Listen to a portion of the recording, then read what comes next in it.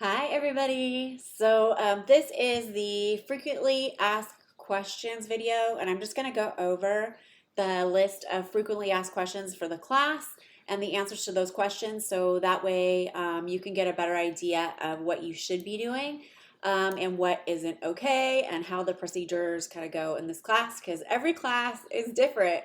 And I'm kind of really like nitpicky about stuff. It's like if you don't follow directions, then you don't get the points. So this is a set of instructions for you that will help you to be successful in the class. Okay, so let's go over them. You can also read along with them. This video should be right above the frequently asked questions page in the course introduction. So it should be pretty cool for you. Okay, so the first one is, can I turn in late work? And the answer is no. No late work. I think I kind of went over this in just my general introduction, which is because we have a full week to do work, you have like from Monday to Monday. The only excuses, I guess, that I would accept would be medical excuses and court appearances that last longer than 1 week. And you would have to provide a doctor's note or a proof of that court appearance.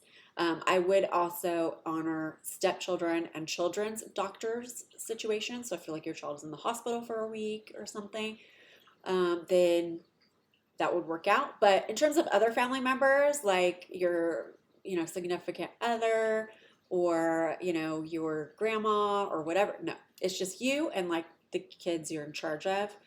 And the reason for this is because I used to have a lot of students that were abusing my late policies, especially in Guidance 507, because I think a lot of Guidance 507 students are used to relying on talking their teachers into doing stuff or talking to their teachers to get out of stuff. And so I had a lot of people trying to do that. And I just got to the point where I was like, look, I'm a really nice person. And yeah, like I want to help you, but I'm setting boundaries for you so you don't get in your own way. Because if you're like trying to talk your way into turning in late work all the time, you're missing the point of the class, which is to teach you to get your work in early. Okay. So no late work. And for tests and things like that, no makeups.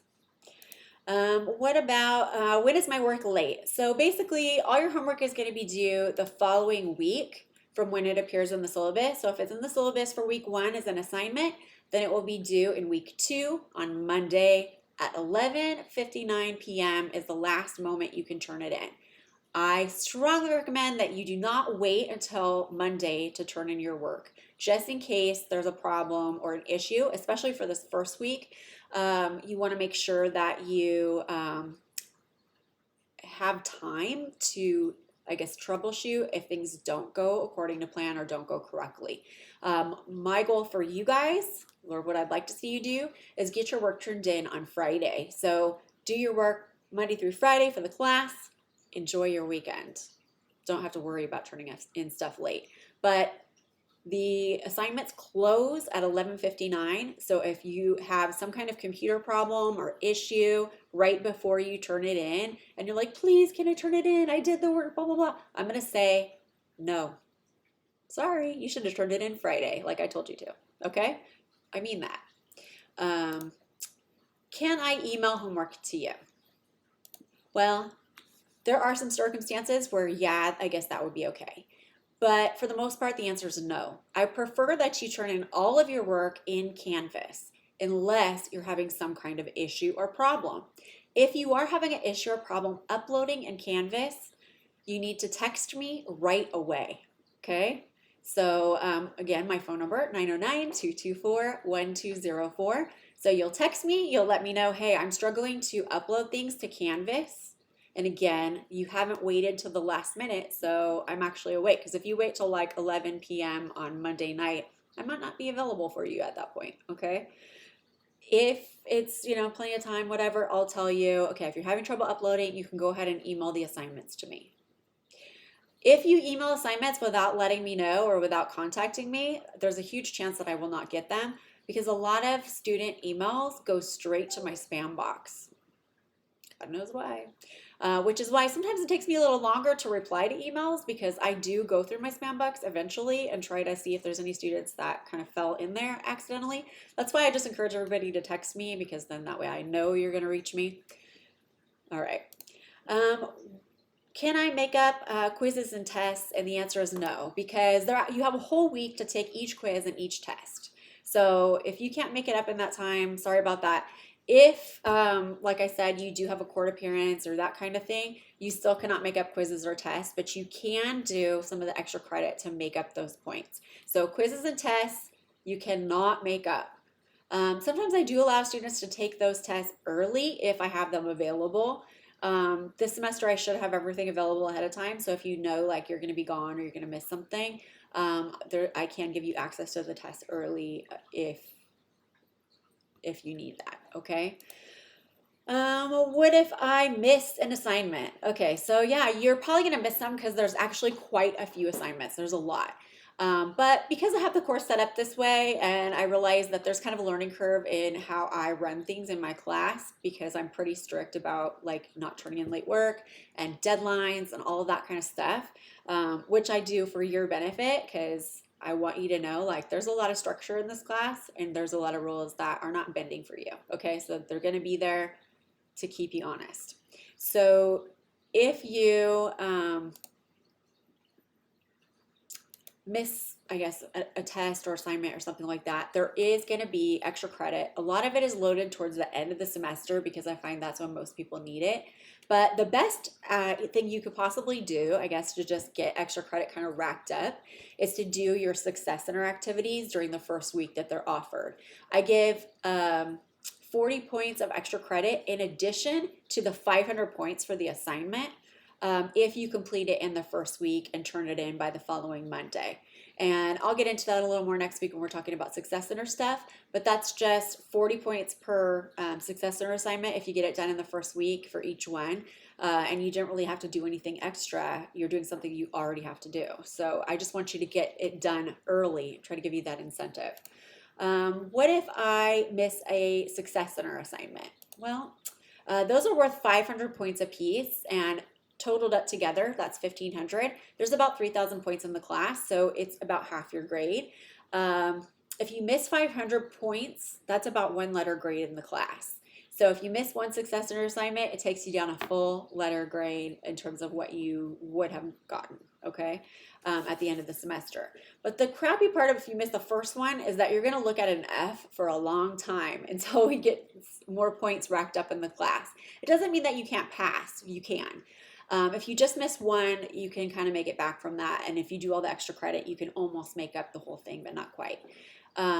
If you miss two, most people who miss two don't pass the class. And that's mostly because they aren't really doing the other stuff either. So if you're missing more than one Success Center activity, chances are you're also missing a lot of other assignments up to that point.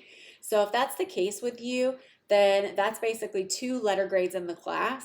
So if you would have been getting an A, then that would drop you down to a C.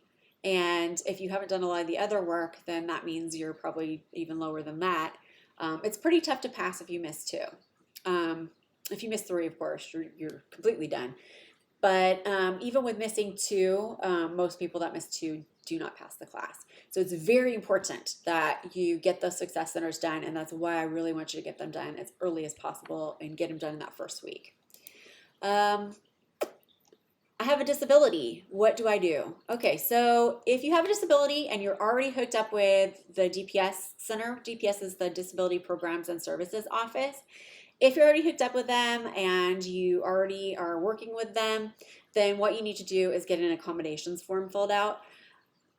Honestly, I don't think you're going to need an accommodations form for anything except for maybe the tests, the quizzes. You are welcome to take the quizzes via DPS. I can send them over to them and you can take them however they are doing it right now I'm not really sure how they're doing test observation online, but they probably have something worked out. I just don't know what it is. So you would need to have the DPS form filled out and emailed to me. If you are in DPS and you do send me a form, please text me and let me know that you've sent me the form so I know to go look for it just in case it ends up in my spam. Again, my text is 909-224-1204. Okay, so what do I need to buy for the class? Well, there's 2 textbooks, and actually, give me 1 second. I'm just going to go grab, actually, never mind. I'm not going to. You just need to buy 3 textbooks, okay? So they are listed, the pictures and everything are listed in the assignment, or you have to purchase your textbook. So I think it's titled Purchase Your Textbooks. It is an assignment. There are 3 things you need to purchase. One is a really small book. I actually have that one right here. This one, The 7 Habits of Highly Effective Teens by Sean Covey. Any edition of this is fine. You just need to grab one of these. You can do the audiobook as well. Audiobook is absolutely fine. Then there's On Course by Skip Downing. And On Course, you need to make sure that you get the 8th edition.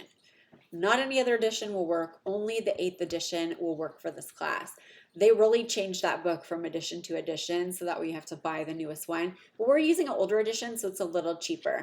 I've noticed the cheapest that I found it is a rental on Chegg, Chegg, but it's also available through the bookstore. I strongly urge you to grab the digital copy because it's cheaper. And because this class is all online anyways, so you could do that.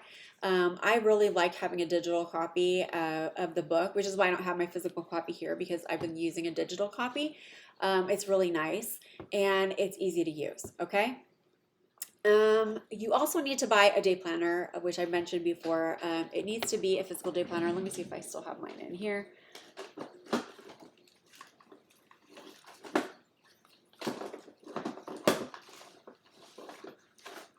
I don't. Well, I have this.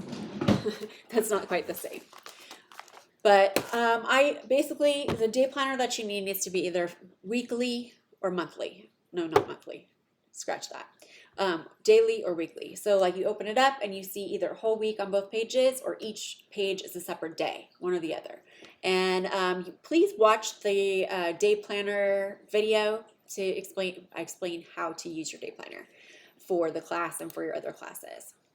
Okay, is Canvas used to turn in all assignments in this course? And the answer is yes. Canvas will be used to turn in everything. Some of the assignments will require a special type of turn in. Actually, it's only one assignment, the mission statement video. You will be creating a video in here that is, I guess, some way showing your mission statement. And your mission statement is basically your mission in life. Like what you want to accomplish, what you stand for, what you believe in, who you are, like what's at the core of you. And you're going to make a video that kind of shows that. Excuse me. And so when you turn in the video, you are going to have to use a very special way of turning it in via Dropbox or Canvas. And I really don't recommend using those for any of the other assignments, just for that one. And I'll show you how to do that. Otherwise, you're just going to use Canvas to either upload the text box or upload documents or photos. What else? What if Canvas is not working? Okay, so if Canvas is down on a Monday when we have assignments due, I will extend the deadline for 24 hours or however long Canvas is down, so that way you have time to turn it in. If Canvas is down on another day during the week that isn't our turn-in day, I will not be giving you extra time unless it's like an excessive amount of time that it's down, if that makes sense. So if it's just like down for the day, and I don't mean like your internet's down, I mean like if Canvas on Chafee is not accessible or working or functioning properly, I may give you additional time, depending on how long it's out. If it's out for longer than a day, then I would probably give you extra time. If it's out for a couple hours, I probably won't. Okay, so what if my internet connection isn't working? Well, this is a good question. So because you have a full week to do all work, I really strongly urge you to get your work turned in on Friday, so you have the whole weekend to have fun and have a good life, live your best life, right? So if you do have internet problems during the turn-in period, which would be Monday, it won't affect you. It won't bother you. If your internet does go down on Friday, then you've got 3 additional days to get it back up and running and turn it in. I would make sure now that you have like another place you can go to access the internet in case your internet is down.